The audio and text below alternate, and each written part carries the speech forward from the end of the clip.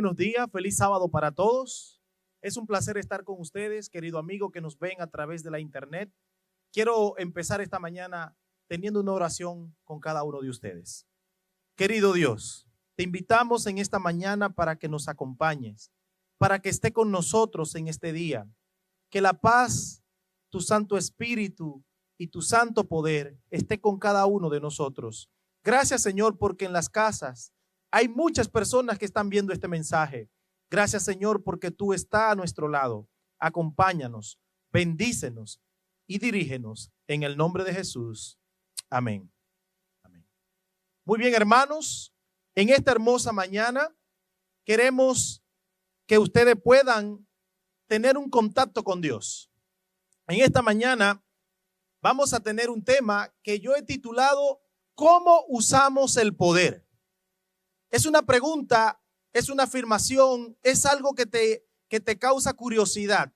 ¿Cómo usamos el poder?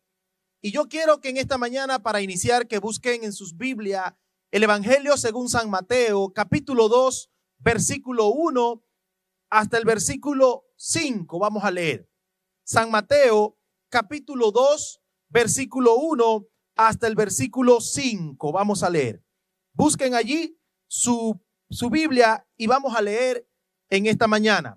Cuando Jesús nació en Belén de Judea, en día del rey Herodes, vinieron del oriente a Jerusalén unos magos, diciendo: ¿dónde está el rey de los judíos que ha nacido? Porque su estrella hemos visto en el oriente y venimos a adorarle.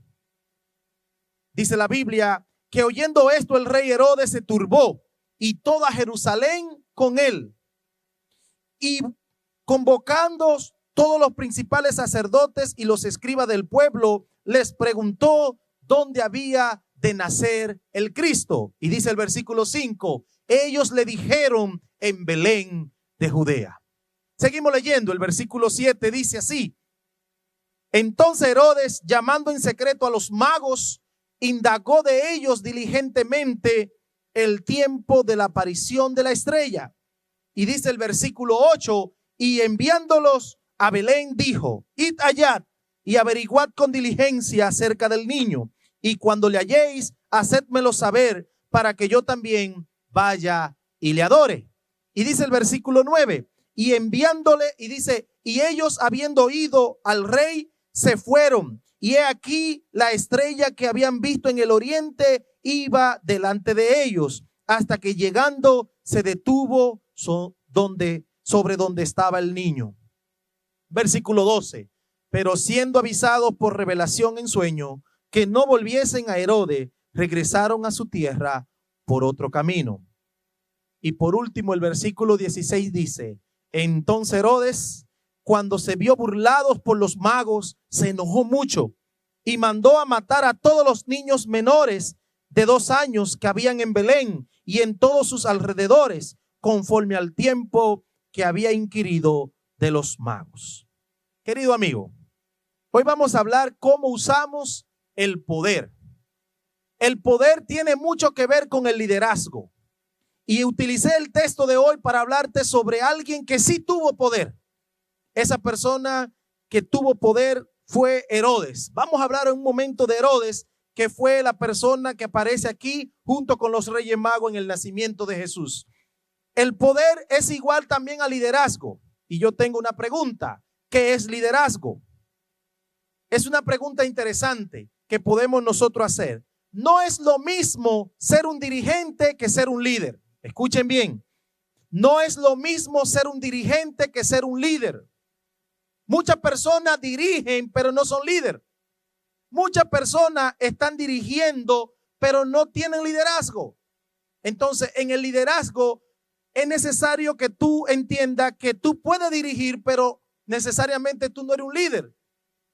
Otra cosa que podemos ver es que no todos los líderes llegan a ser dirigentes. No todos los líderes llegan a ser dirigentes, ni todos los dirigentes llegan a ser líderes.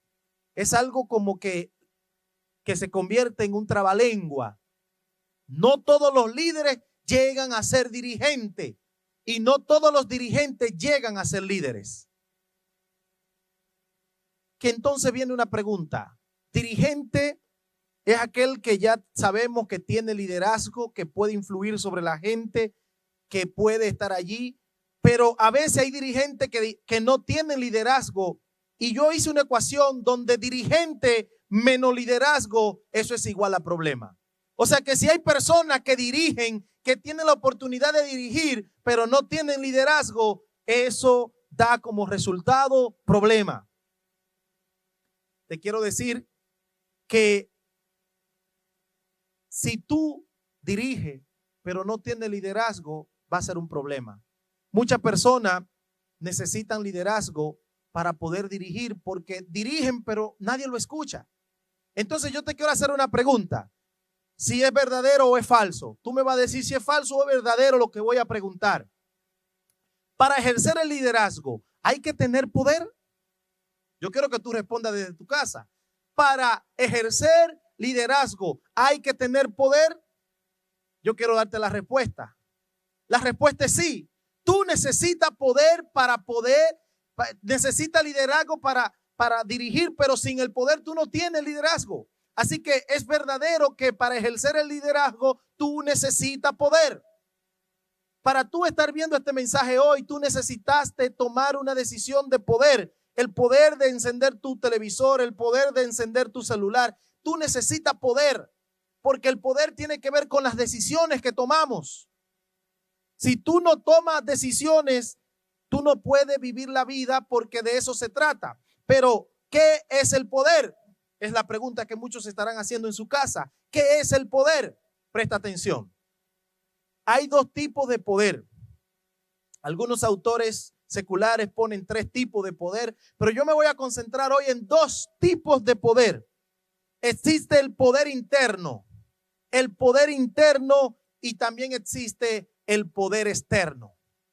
Y ustedes dirán, pastor, ¿y qué es el poder interno y qué es el poder externo? Vamos a definirlo ahora para que tú entiendas que hay 2 tipos de poder que te dirigen a ti en tu vida, que tú también lo usas para vivir, que tú también lo usas para dirigir tu casa, para dirigir alguna empresa, para dirigir la iglesia, para dirigir todo. Tú necesitas poder, lo dijimos hace un momento. Pero vamos a ver los 2 tipos de poder. ¿Será que en los 2 tipos de poderes hay cosas buenas o hay cosas malas?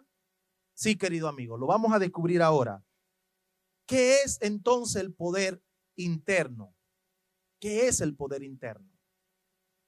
El poder interno es el poder que uno adquiere por el desarrollo del carácter. Escucha bien. El poder interno es el poder que uno adquiere, que uno recibe, que uno logra a través de la vida, a través del desarrollo del carácter que tenemos. Cuando una persona tiene experiencia, cuando una persona tiene mucho caminar por la vida, el carácter se va moldeando y eso hace que la persona adquiera un desarrollo en su carácter. Así que el poder interno es el poder que la persona adquiere por el desarrollo del carácter. Nos queda la segunda pregunta. Entonces, ¿qué es el poder externo? Esa es la pregunta más interesante, junto con la que vimos hace un momento del poder interno. ¿Qué es el poder externo? Lo definimos como el poder externo es el poder que uno adquiere por las posiciones, por los títulos, porque me eligieron, porque yo soy el que sé, porque si yo no lo hago nadie lo va a hacer. Eso se llama poder externo. Es el poder que tú puedes presentar, los títulos, tu grandeza. Ese es el poder externo. Sin embargo, la diferencia entre los dos es que uno es interno, es la experiencia, es el carácter cuando tú lo moldeas. Sin embargo, el poder externo es las cosas que tú logras a través del tiempo, a través de los logros, a través del dinero, a través de las grandes hazañas que tú puedes hacer en la vida. Entonces yo pregunto, ¿qué es más importante? ¿Qué es más importante en esta mañana que tú puedas entender de los 2 poderes? El poder externo, que tiene que ver con la gloria, que tiene que ver con la fama, que tiene que ver con el dinero, que tiene que ver con mis títulos. ¿Qué es más importante? O aquel poder que es cuando tú moldeas tu carácter y cambia de vida, que es el poder interno. La respuesta a ustedes yo sé que la saben, querido amigo. El poder interno es más importante. Porque si tú tienes poder interno, tú puedes hacer grandes cosas en la vida. Si tú tienes el poder interno, tú puedes hacer cambios.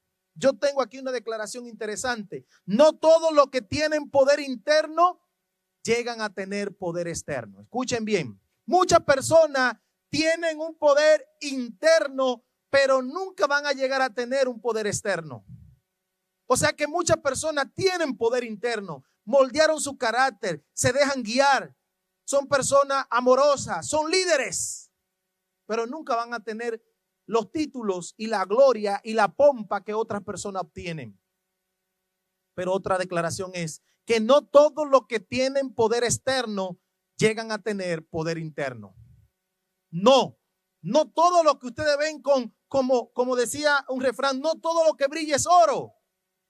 Muchas personas tienen títulos, muchas personas tienen gloria, muchas personas tienen fama, pero no tienen el poder interno. Y pueden llegar a tener ese poder externo, pero nunca van a llegar a tener el poder interno. Querido amigo, los que tienen poder externo y no tienen poder interno, escucha bien, los que tienen gloria, los que tienen pompa, los que tienen fama, los que tienen grandeza, muchas veces tienen el poder externo y no tienen el poder interno. Entonces esas personas llegan a ser una maldición para la gente que los rodea. Escucha bien, si tú tienes poder externo, pero no tienes poder interno, tú te convertirás en una maldición para los que te rodean. Por eso en esta mañana yo quiero que miremos que la sociedad de hoy está premiando a líderes que sí muestran un poder externo. Sin embargo, la Biblia nos enseña a nosotros que la grandeza no está en el poder externo. Me recuerdo ahora de Samuel, cuando fue a ungir a los hijos de Isaí. Cuando fue allá donde Isaí, que vio a Eliab, dijo, este tiene que ser el rey. Y el Señor inmediatamente le dijo, no mire lo que tú ves por fuera, porque lo que se ve por fuera a veces no es lo que se ve por dentro. Así, querido hermano, que para Dios el poder interno es más valioso que el poder externo. Para Dios lo que hay en el corazón nuestro es más valioso. Quizá yo estoy hablando para alguien que ha logrado mucho en su empresa, ha logrado mucha fama donde quiera que están, pero para Dios la verdadera grandeza está en el poder interno, no en el poder externo. Cuando Samuel vio a Elías, dijo, tiene que ser este el rey, un hombre alto, un hombre apuesto, un hombre elegante, este tiene que ser el rey. Sin embargo, el Señor dijo, no mire su parecer, no mire lo externo, no mire su hermosura, lo que tú puedes ver, eso simplemente se ve por fuera, pero yo no miro como mira el hombre. Allí en primer libro de Samuel, capítulo 16, versículo 7, dice, Jehová no mira lo que mira el hombre, pues el hombre mira lo que está delante de sus ojos, el poder externo. Sin embargo, Dios mira el corazón. Por esa razón Elías no fue el rey. Por esa razón Saúl no fue elegido por Dios ni fue aprobado por Dios, porque Dios mira el corazón. ¿A quién eligió Dios? A David. ¿Por qué eligió a David? Porque miró el corazón de aquel hombre. David era conforme al corazón de Dios. Así que el corazón de David estaba su grandeza y su poder en el interior, en el poder interno, no en el poder externo. Querido amigo, ¿qué tipo de líderes premia la sociedad hoy? ¿Saben qué? La sociedad no es como Dios. La sociedad está premiando hoy a los líderes que muestran poder externo. Los líderes que muestran poder externo son los que la sociedad está premiando. Muchas personas llegan a puestos grandes porque se dejan, como aprenden a vender el poder externo, hacen lo que sea, tienen una imagen y venden todo el poder externo. ¿Saben para qué? Para lograr el premio que la sociedad de hoy le da a las personas que tienen poder externo. Muchas personas están trabajando por el poder externo. Sin embargo, nosotros debemos trabajar por el poder interno. ¿Qué problema entonces provoca la búsqueda del poder externo? ¿Qué problema provoca esto, querido amigo? ¿Será que provoca algo? Claro que sí. Cuando tú buscas el poder externo, inmediatamente tú entras en un problema. inmediatamente tú entras en una situación que a Dios no le agrada. ¿Se acuerdan de Saúl? Saúl buscaba el poder externo, sin embargo hizo tantas cosas que Dios lo desaprobó. Porque cuando tú buscas el poder externo, Dios no te aprueba. Yo no sé si estoy hablando para alguien que trabaja tanto, que lucha tanto, pero ¿qué busca cuando trabaja? ¿Qué busca cuando lucha? Tener la mejor casa, tener el mejor carro, tener el último celular, tener el último de todo. ¿Qué busca? Sin embargo, cuando nosotros buscamos el poder externo, tenemos problemas. No solo con nosotros mismos, porque a veces nosotros mismos no nos damos cuenta cuánto daño estamos haciendo a otros para lograr nuestra meta. Muchas personas están luchando hoy porque quieren el poder externo, y cuando quieren el poder externo hacen de todo para conseguirlo. ¿Y qué logran? ¿Qué problema provoca? Pelea. Cuando la gente busca el poder externo, se va a meter en pelea porque va a pelear por conseguir lo que quiere. No es Dios que se lo está dando, es que yo lo voy a conseguir. Entonces llegan los abusos. Muchas personas cuando logran el poder externo o andan detrás del poder externo, abusan, no tienen piedad, destruyen, hacen daño. ¿Qué más provoca el poder, la búsqueda del poder externo? Que haya divisiones. No, porque si yo no lo hago, nadie lo va a hacer como yo. Divisiones. El poder externo provoca divisiones. Porque yo soy el que sé, a mí me eligieron y si no lo hago yo, nadie lo va a hacer. Entonces llegan las divisiones. Porque la búsqueda del poder externo provoca todo esto, querido amigo. Provoca maldiciones.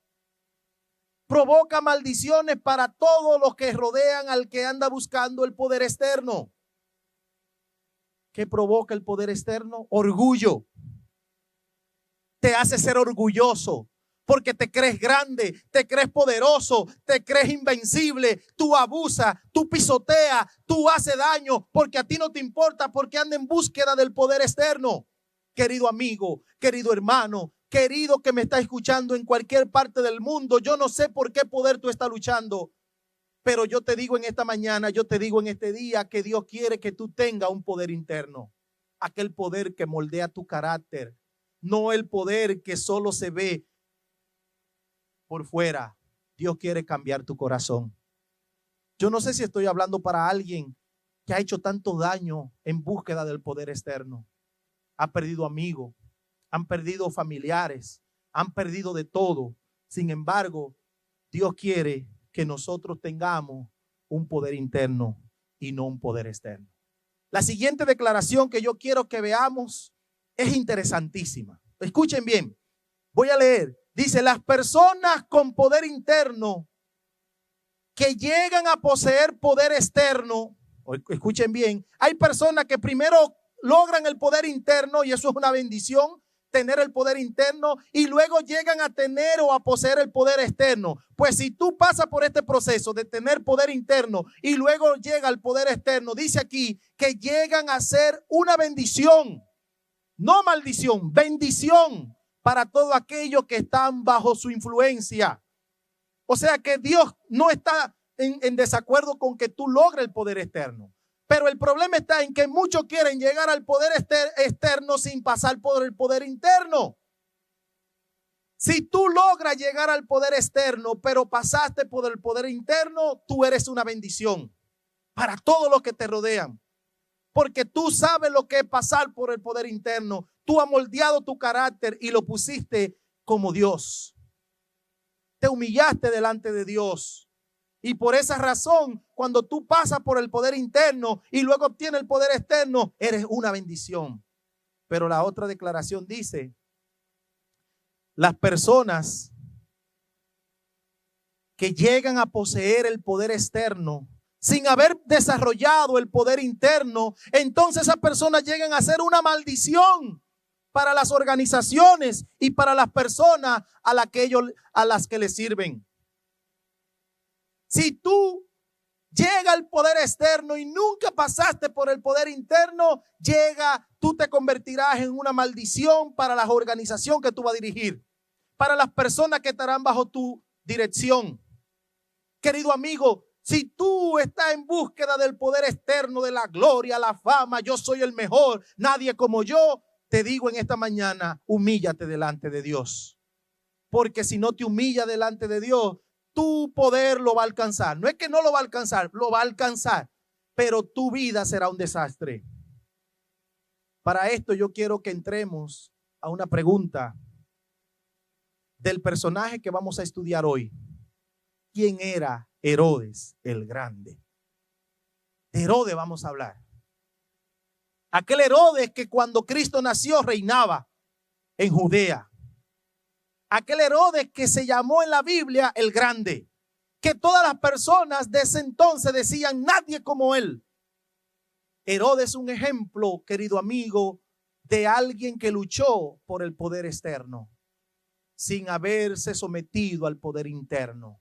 Herodes es un ejemplo de alguien que luchó tanto por conseguir la fama, por conseguir el dinero, por conseguir el poder, pero no el poder que venía internamente de Dios, sino el poder externo que la gente podía disfrutar. ¿Quién era Herodes? Es la pregunta que vamos ahora a responder. ¿Quién era Herodes? Herodes era hijo de un oficial idumeo. Este oficial idumeo se había convertido al judaísmo.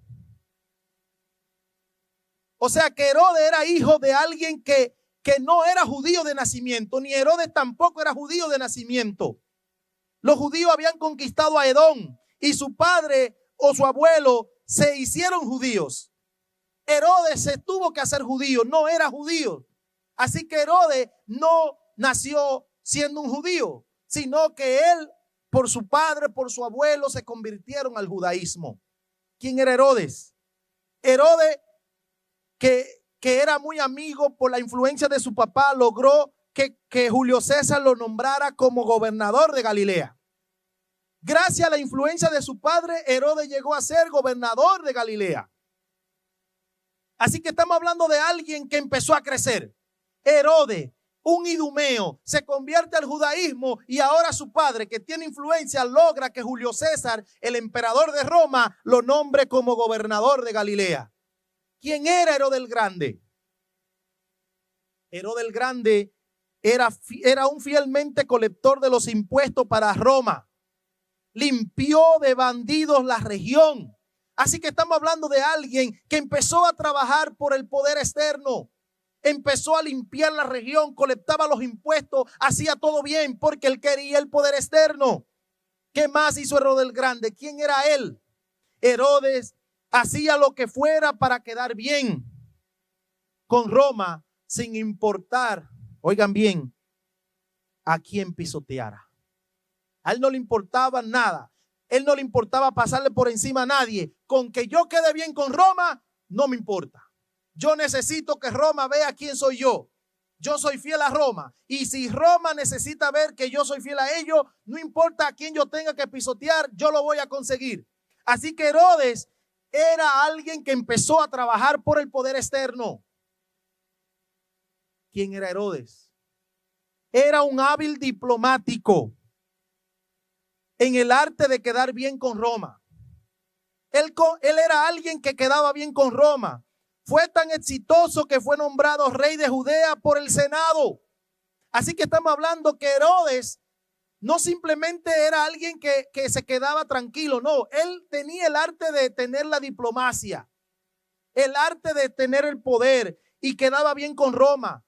Y lo nombran ahora como todo rey de Judea por el Senado de Roma. Así que el hombre siguió creciendo buscando el poder externo. De ese Herodes que tú conoces en la Biblia, que yo te quiero mostrar hoy. Herodes era íntimo amigo de Marco Antonio. Escucha bien. Marco Antonio estaba casado con Cleopatra. Era amigo de Herodes. Entonces Marco Antonio entró en una guerra, en una batalla con César Augusto, que se llamaba antes Octavio. Entonces Marco Antonio y Octavio entraron en guerra. Y entonces Herodes empezó a apoyar a Marco Antonio porque él y Marco Antonio eran muy amigos. Pero dice la historia que Octavio venció a Marco Antonio. Octavio Augusto venció a Marco Antonio. Derrotó a Marco Antonio y Herodes apoyaba a Marco Antonio. Pues ¿saben qué? Herodes era tan especial, hermano. Fue tan hábil en la diplomacia que terminó siendo entonces íntimo amigo de Octavio Augusto o de César Augusto, que después se convirtió en César Augusto. Así que Marco Antonio era muy amigo de Herodes, pero Herodes cuando vio que perdió, permiso, ya no quiero tu amistad. Yo necesito ahora ser amigo del nuevo rey. Yo no sé si estoy hablando para alguien que se siente grande, pero yo te quiero decir que cuando tú logras el poder externo, la gente que te empiezan a rodear no son fieles a ti. Porque ahora Herodes empezó a ser amigo de César Augusto, pero Herodes no tiene amigo a nadie, es simplemente el poder. Hay gente que está viciada de poder, solo miran el poder, solo quieren el poder. Sin embargo, el poder no tiene amigo de nadie. Herodes es un ejemplo de que él podía quedar bien con todos. En un momento estaba con Marco Antonio, pero como Marco Antonio perdió, ahora soy de César Augusto. Eso era Herodes, hermano. Herodes generó tanto trabajo por medio de la construcción de monumentales obras arquitectónicas. La ciudad que él dirigió, Judea, todo Judea empezó a crecer. Él produjo trabajo, él producía obra arquitectónica. Venían la gente de todos lados a maravillarse con él. Todo el mundo decía, wow, cómo Jerusalén está creciendo. La gente empezó a trabajar, la economía empezó a fluir, porque este hombre era un estratega, era un político, era un diplomático, era la persona más preparada de todos los reinos que habían por allí. Y venían los gobernantes de otras naciones a ver lo que hacía Herodes el Grande. Porque sí, llegó a ser Herodes el Grande. Y ese es el personaje que estamos viendo. ¿Saben? Como él tenía que quedar bien con los judíos porque él no era judío, recuerden que él se convirtió al judaísmo, los judíos como que no andaban contentos con él aunque él estaba haciendo las cosas bien. ¿Saben qué hizo entonces para congraciarse con los judíos? Reconstruyó el templo de Dios en Jerusalén. Para los judíos el templo era lo más sagrado. Pues ¿saben qué hizo él? Reconstruyó el templo de Jerusalén para quedar bien con los judíos. Y así tener una capital digna de su grandeza. Así que Herodes no era tonto. Como él buscaba el poder externo y él tenía que dirigir a los judíos, él construyó el templo de Jerusalén. Le voy a construir el templo más grande que va a haber en toda la zona. Y el templo de Jerusalén que construyó Herodes se convirtió en una de las maravillas del mundo. Así que Herodes invirtió mucho dinero en este templo para ganar también el corazón de los judíos. No solo quedó bien con los romanos, ahora está quedando bien con los judíos. Así que Herodes era un estratega, era una persona preparada porque le gustaba el poder externo. Querido amigo, ¿qué hizo Herodes? Reconoció la santidad del templo. Como el templo era muy sagrado para los judíos, él reconoció esa santidad. Y para quedar bien con ellos, entonces mandó a que el santuario lo prepararan los sacerdotes, que lo construyeran los sacerdotes. Así que él no buscó constructores cualquiera, buscó a sacerdotes, lo preparó, le dio clase de construcción para que ellos construyeran el santuario. ¿Y quiénes construyeron el santuario? Los sacerdotes. Así que ahora los judíos estaban maravillados con Herodes porque Herodes no profanó el templo, no profanó el santuario, lo construyeron la gente sagrada. Hermanos, Herodes se destacó bastante y ya tiene el corazón de los judíos en sus manos. La estrategia de Herodes está dando resultado. Así que este Herodes construyó un templo. Y yo quiero decirte en esta mañana que tú puedes estar construyendo cosas para Dios. Herodes construyó un templo, dice como nunca hubo uno. En ese momento, la historia decía que era una de las maravillas del mundo. Probablemente hay gente que está trabajando para Dios, entre comillas. Pero, querido hermano, no es para Dios, es para tu grandeza. Yo no sé si estoy hablando para alguien que todo lo que hace, lo hace bien. Pero ¿para qué tú lo haces? ¿Para que vean tu grandeza como Herodes? Entonces, querido amigo, no lo haga. Herodes quería la grandeza y la está consiguiendo. Herodes quería ser llamado el grande. Así que Herodes, los judíos ahora empezaron a amarlo. Pero siempre los judíos decían, el problema de él es que él no nació siendo judío. ¿Saben qué hizo Herodes? Se confesó como judío. Y todos sabían que él era tan judío que ni cerdo comía. Pero tenía una vida disoluta. Soy judío, no como cerdo, pero en el silencio hago cosas extrañas. Así hay mucha gente. Yo no voy a la iglesia, pero doy mi diezmo. Herodes no comía cerdo. ¿Y qué? Herodes quizá es como hay mucha gente que tiene poder en la iglesia y dicen, ¿por qué la hermana tal se puso un pantalón? ¿Sabe qué pasa? Mucha gente quiere el poder para empezar a señalar a alguien. Como Herodes. Herodes tenía el poder, pero Herodes quería el poder, ¿saben? Para su grandeza, para que todo pasara por mano de él. Nada se movía en Judea si no pasaba por la mano de él.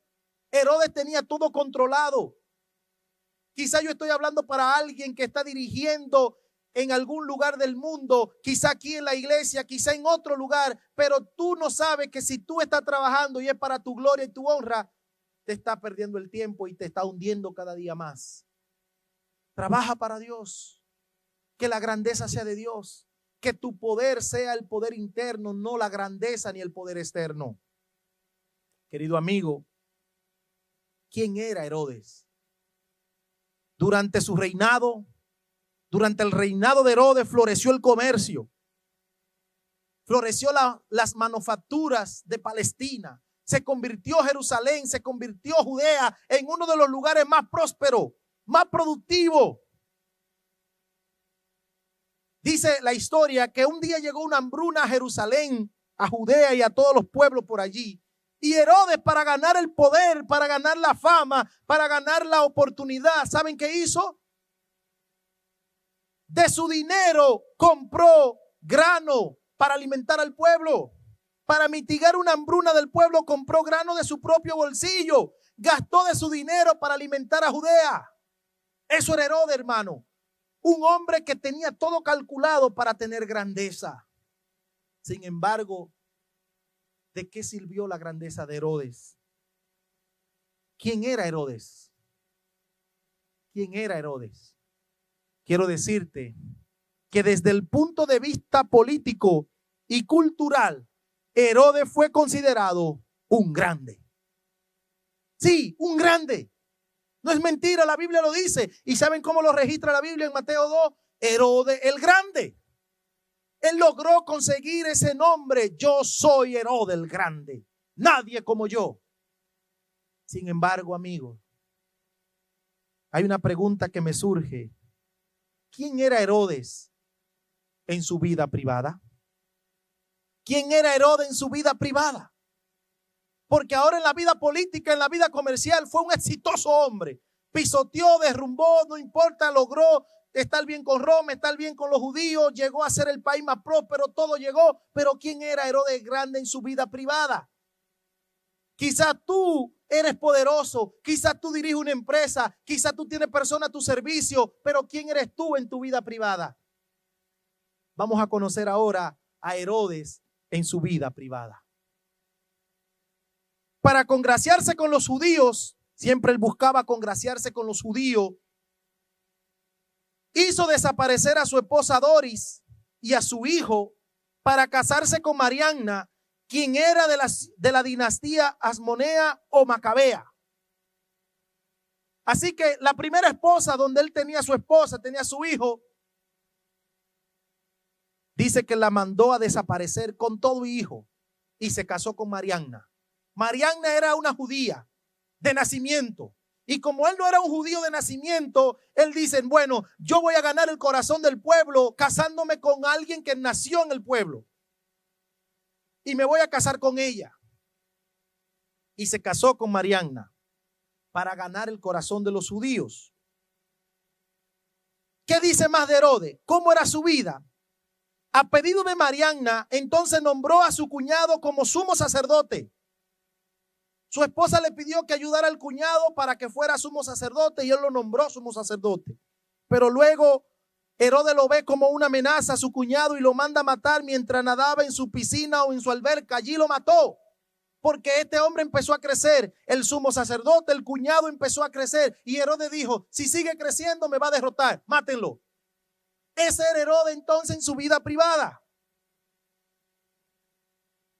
Su suegra entonces lo acusa ante Cleopatra y con Marco Antonio de lo que Herodes había hecho. Su suegra lo acusó porque le mató un hijo. Entonces Herodes tiene que viajar a Roma para ser interrogado. Entonces deja a Marianna, su esposa, a cargo de su tío José, dándole una orden extraña a su tío. Escuchen bien. Cuando mató al cuñado o al hermano de su esposa, la suegra que le mató a su hijo dijo, te voy a acusar. Su suegra tenía influencia con Cleopatra y Marco Antonio y fue y lo acusó. Entonces lo mandaron a buscar de Roma. Y la orden que él le dijo a su tío José, que le dejó a cargo su esposa Marianna, mira, yo amo mucho a Marianna. Y como yo amo mucho a Marianna, yo me voy para Roma. Me van a juzgar. Si yo no vengo vivo, mátala. Porque yo no acepto que ella sea la esposa de otro hombre, solo mía. Si yo no vengo, mátala. Porque yo la amo. Esa era la vida de Herodes el Grande. Pero Herodes no murió. No murió Herodes. Y cuando llega, su hermana Salomé le dice que Marianna le fue infiel con José, con el tío. Oigan qué asunto se está pasando. Su hermana Salomé le dice, ¿sabes qué? Cuando te fuiste a Roma a ser juzgado, el tío José se acostó con tu esposa. Su hermana le levantó esa calumnia y le contó a su hermano que su cuñada había hecho esto. Después de hablar con Marianna, entonces, la perdona. Parece que se dio cuenta que no era verdad lo que le había dicho su hermana Salomé, le había dicho. Después de hablar con ella, la perdona. Pero Marianna le pregunta, ¿por qué dio la orden de matarla si él no regresaba con vida? ¿Por qué? Eso parece que no le gustó a Marianna y se lo reclamó a Herodes. Entonces Herodes manda a matar a José porque le confió a Marianna lo que él le había dicho. Y ahora agarra a su suegra porque lo denunció ante Marco Antonio y Cleopatra la confina y la encierra. Enciérrenme la suegra. Y maten ahora a José porque José le contó a Marianna lo que yo le dije que hiciera. Mátenlo. Esta era la vida privada de Herodes. Herodes viaja ahora para ver a César Augusto. Después que Marco Antonio pierde, él se va ahora a congraciarse con, ¿se acuerdan que le conté esto? Con César Augusto o Octavio Augusto, que se convirtió en César Augusto. Él viajó a Roma. Pero como él era amigo de Marco Antonio y apoyó a Marco Antonio en la guerra que se libraron entre César Augusto y Marco Antonio, él le dijo ahora a Soemus, que era un trabajador de él, le dijo, Soemus, voy a Roma. Pero si yo no vengo con vida, mata a mi esposa Marianna y mata a la suegra también. Ahora entró la suegra en el asunto. Si yo no vengo con vida, mátala, Soemus. Esto parece una novela, pero así era Marco Antonio, así era Herodes, perdón. Entonces Soemus le cuenta a Marianna, que yo no entiendo cómo es que Marianna logra conseguir que le cuenten cosas. José le contó, ahora Soemus también le cuenta. Soemus le cuenta a Marianna que Herodes le dio órdenes de matarla. Si moría en el viaje a Roma. Entonces Marianna se da cuenta que Herodes no la ama. No la ama porque cada vez que viaja le deja la orden de matarla. Y esto a ella no le gustó. No le gustó para nada. Entonces Herodes llega a casa, no murió. Se logró congraciarse con César Augusto, logró el poder con él, logró tener influencia también con César Augusto. No sé cómo lo hizo, pero lo logró. Cuando llega a casa, él ve que Marianna lo trata muy frío. ella está fría, no es igual. Porque ahora Marianna sabe lo que él le dejó dicho de que la matara si él moría en Roma. Se lo contó Sohemus. Entonces, no desea ocultar el enojo que siente con él. ¿Y qué pasó? Su hermana Salomé entonces aprovecha esta oportunidad y le miente a Herodes diciéndole que Marianna intenta envenenarlo. Esto era un problema feo que había allí. Cuando hay poder, esto es lo que ocurre. No hay orden, hay un problema, hay división, hay pleito. Eso fue lo que pasa cuando el poder externo empieza a lograrse en el mundo. No hay paz. Ahora, la hermana dice que su esposa lo quería matar, lo quería envenenar. Y Herodes está asustado, tiene miedo, está asustado. Y como está asustado, él quiere lograr ahora saber la verdad. Entonces Herodes decide no creerle a su hermana, pero Marianna no quiere tener intimidad con él. Y lo acusa de haber matado a su abuelo y a su hermano. Ahora Marianna se revela y le dice, yo no me voy a acostar contigo. Y tú mataste a mi abuelo y mataste a mi hermano. Ahora Marianna se revela. Entonces Herodes, enojado, toma al eunuco de Marianna y lo empieza a torturar para saber si ella quería envenenarlo. Pobre eunuco, ahora el eunuco no sabe nada y lo están torturando. Dime si Marianna me quería envenenar. Entonces el eunuco de Marianna le dice a Herodes, yo no sé de esto. Lo torturan y el eunuco no sabe nada, pero le dice que Marianna está enojada con él por la orden que le había dado a Sohemus de matarla y que Sohemus le había dicho la verdad a ella. ¿Qué ustedes creen que va a pasar ahora? Entonces Herodes manda a matar a Sohemus y lleva a Marianna a juicio para aclarar las cosas. ¿Qué problema este? Esa era la vida privada de Herodes. La suegra de Herodes, la madre de Marianna, la acusa entonces a Marianna ahora de intentar hacerle daño al rey. Oigan cómo es el asunto. La propia madre de Marianna en el juicio declara en contra de su hija y dice que sí, que su hija quería hacerle daño al rey. Con el propósito, la suegra hizo esto con el propósito de ganarse el favor de Herodes. Marianna es sentenciada a muerte y es ejecutada. Herodes mató a su propia esposa después del juicio. ¿Qué provocó esto? Provoca que Herodes entre entonces en una depresión porque extraña a Marianna. Y esta depresión lo desgasta por mucho tiempo porque la extraña. La mató, pero ahora le hace falta a su esposa. La mató, la destruyó y ahora no se encuentra bien y eso lo lleva a una depresión tan grande que no se puede levantar. Entonces Herodes y Marianna tenían hijos y esos hijos de Herodes y Marianna estudiaban en Roma. Y cuando vuelven de Roma en vacaciones, ¿saben qué hizo Herodes? Lo manda a matar a sus propios hijos porque resultaban una amenaza para él. Cuando tú tienes el poder externo, tú tienes miedo que otro ocupe tu lugar. Y por eso tú haces lo que sea para congraciarte. Porque si otro lo hace y no lo hago yo lo voy a quitar del medio. Y eso fue lo que pasó con Herodes. A sus propios hijos le quitó la vida porque los hijos podían quitarle su lugar. ¿Ve a dónde puede llegar una gente detrás del poder externo? Entonces, Herodes luego tiene 8 esposas más. Después de matar a Marianna y sus hijos, se casa 8 veces más. Cuando Herodes está por morir, escuchen esto, ya llegó el día casi de morir, le pidió a su hermana que el día de su muerte ejecute a todos los principales nobles judíos para que haya duelo en toda la tierra.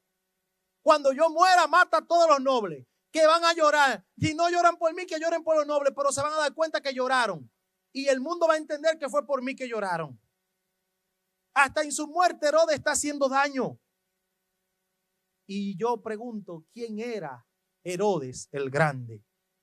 Esta era la vida de Herodes el Grande. Llegó a ser grande. Pero Herodes el Grande fue un desastre. porque andaba en búsqueda del poder externo. Jesús nació en el tiempo en que Herodes el Grande gobernaba la tierra. Había un hombre poderoso llamado Herodes el Grande, pero el niño Jesús nace en un pesebre en el reino de este hombre.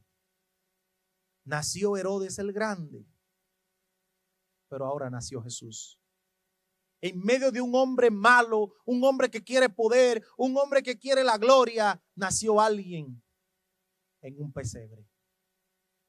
Jesús nació en un pesebre. Y allí fue que empezó nuestro tema, leyendo que los reyes vinieron de oriente detrás de una estrella porque había nacido un rey. Y cuando Herodes escuchó esto, dijo: ¿un rey? No le gustó que había nacido un rey.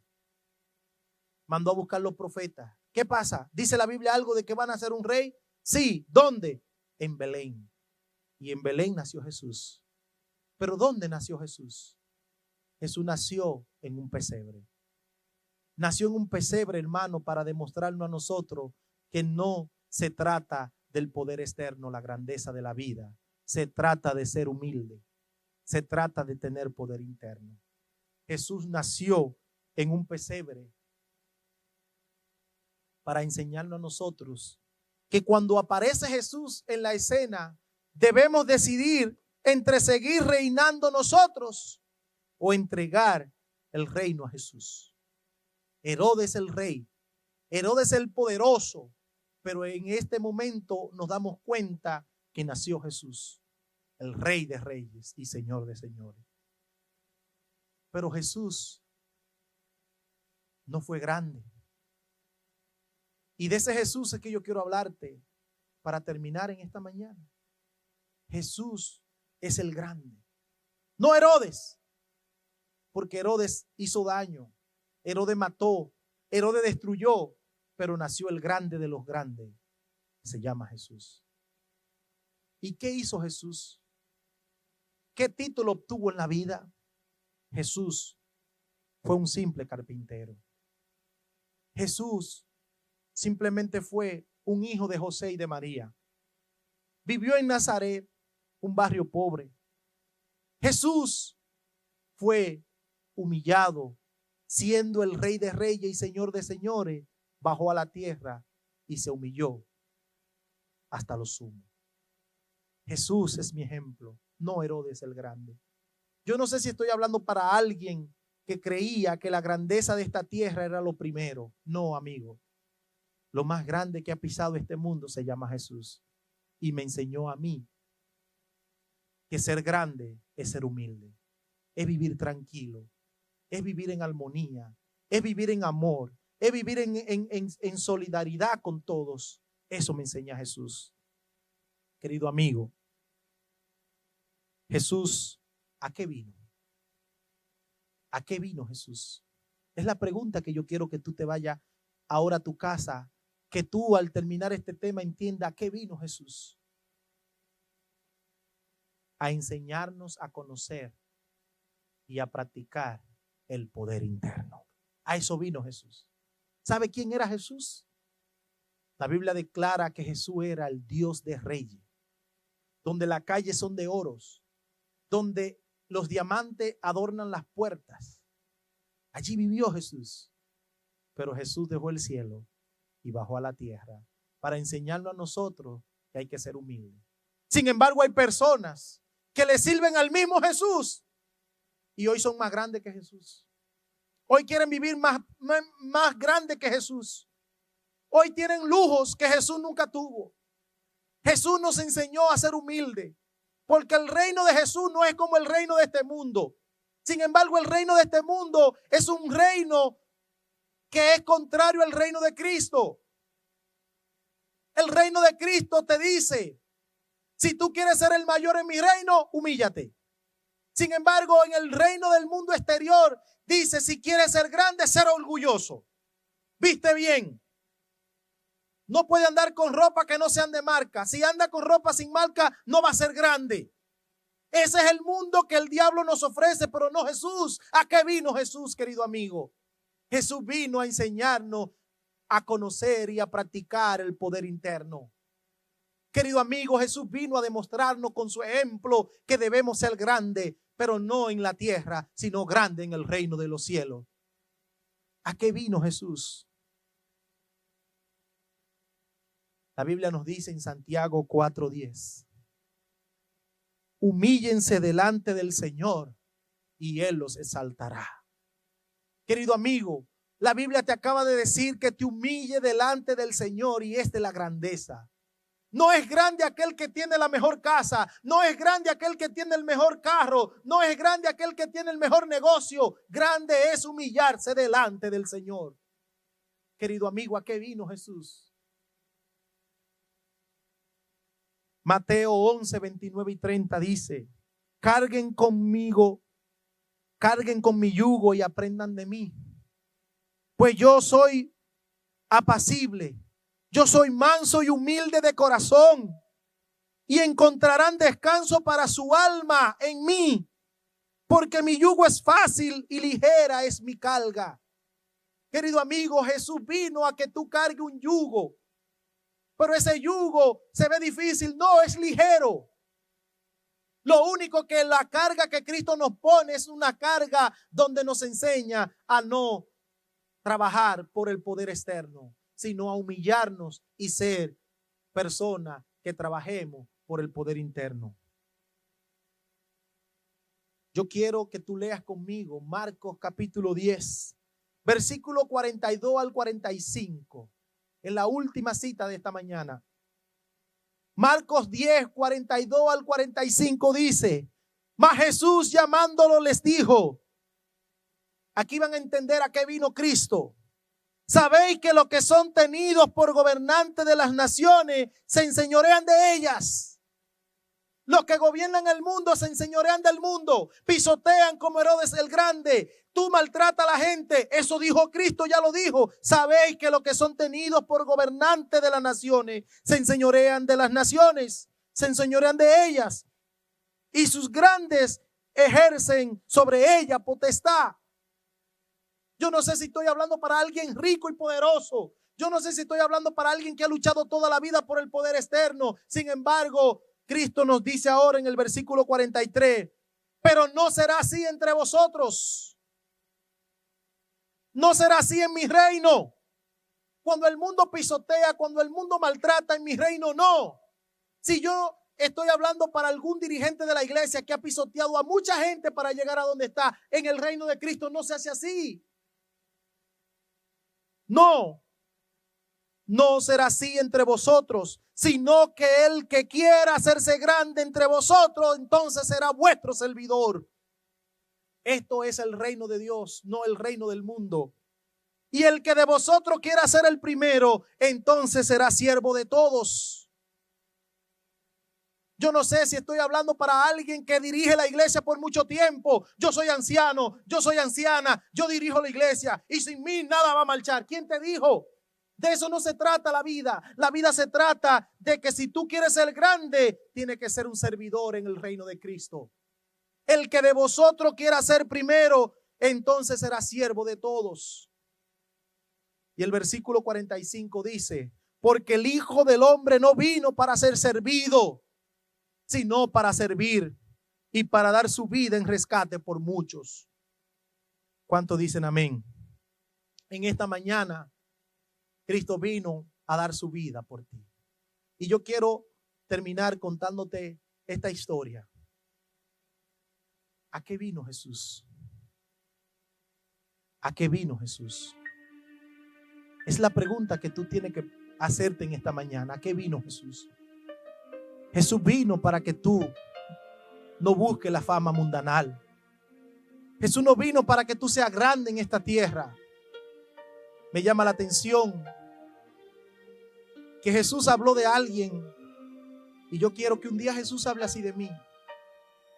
Jesús dijo de Juan el Bautista: no ha nacido ni nacerá uno en la tierra como él. Y yo me pregunto, ¿qué hizo Juan? ¿Quién fue Juan?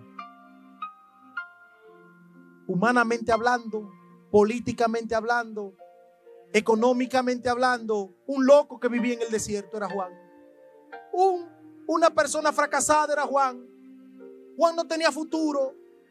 Juan no tenía nada, pero dice la Biblia que en el reino de los cielos Juan es el más grande humano que ha pisado la tierra. ¿Sabe por qué? Porque Juan vivió para preparar el camino para que Cristo llegara a establecer su reino en esta tierra.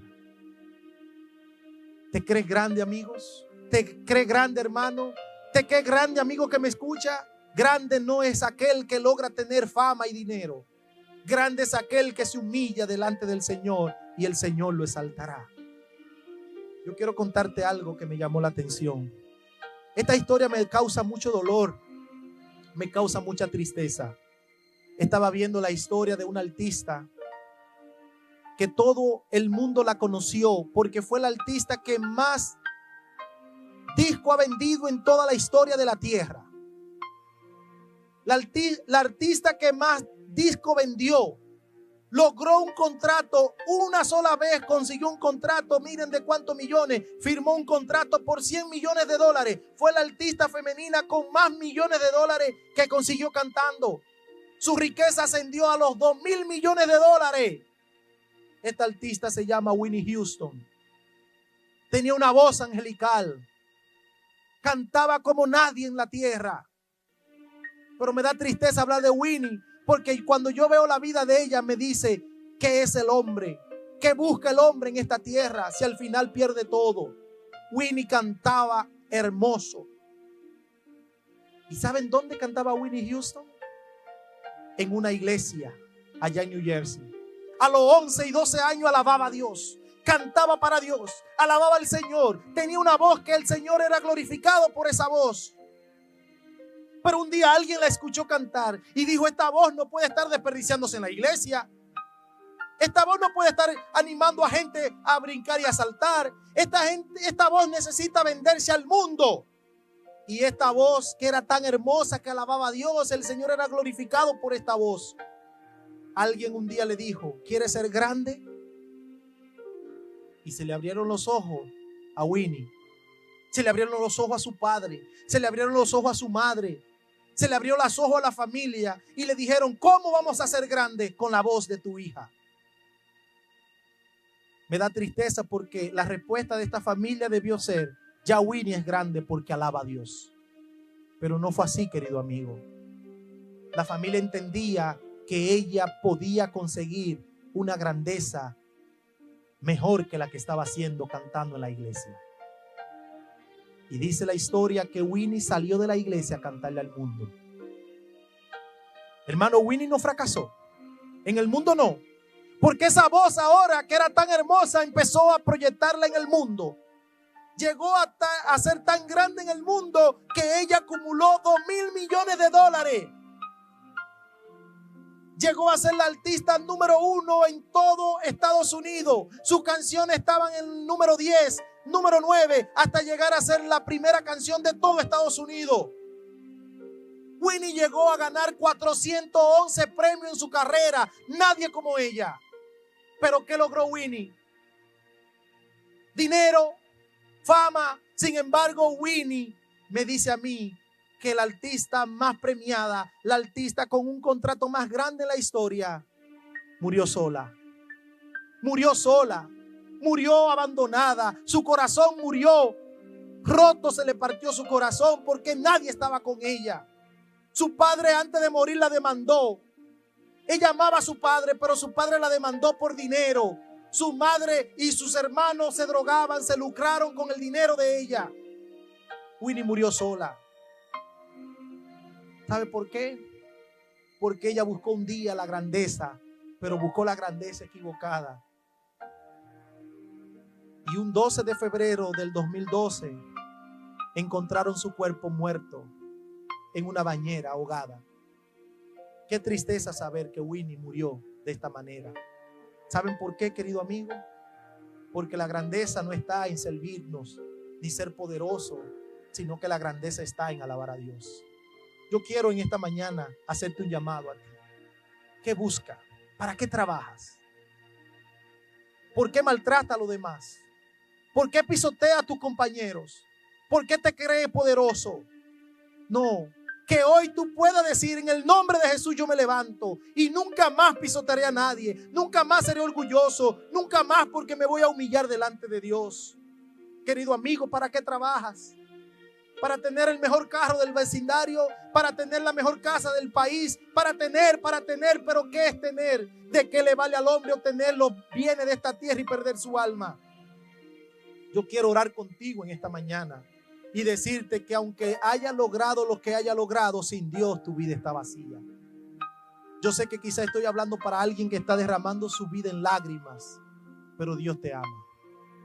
Dios te ama y te quiere salvar. Déjame orar contigo allí donde estás. Permítele a Dios que te ayude en esta mañana a que tú puedas entregarle su corazón a Él. Dios vino para cambiar tu vida. Quiero orar contigo. Permítele a Dios que te saque el orgullo. Permítele a Dios que te haga humilde y sencillo. Oramos. Dios, gracias. Gracias por el mensaje de hoy. Que tú nos ayude, oh Dios, a entender que grande no es aquel que logra fama. Grande no es aquel que logra dinero. Grande es aquel que se humilla delante de ti. Padre, gracias porque tú nos enseñaste a ser humilde, a practicar la humildad y a entender que solo en ti tenemos vida eterna. Que aunque logremos ganar dinero, que aunque logremos tener bienes, que aunque logremos obtener grandes cosas en esta tierra, el premio más grande es servirte, oh Dios. Padre, perdónanos, porque quizá estábamos luchando contra la corriente, persiguiendo sueños americanos, persiguiendo carros, persiguiendo fama, persiguiendo dinero, persiguiendo mejor casa. Perdónanos, Padre, que hemos perdido el tiempo en esto. Ayúdanos, oh Dios, a ser humildes. Quizá estoy orando en esta mañana para un dirigente de iglesia. Humíllate. Deja que Dios dirija, no tú. Deja que Dios sea el centro, no tú. Que si tú no haces algo, no se van a hacer las cosas. Es mentira. Deja que Dios toque tu vida en esta mañana, querido amigo, querido hermano, querida hermana, querido dirigente. Deja que Dios te ayude a cambiar. Gracias, Jesús, por este mensaje. Perdónanos. Perdónanos porque nuestro objetivo fue honrarte y glorificarte. Gracias por este mensaje. En el nombre de Jesús. Amén. Que Dios nos bendiga y que la paz de Dios sea con cada uno de nosotros. Amén.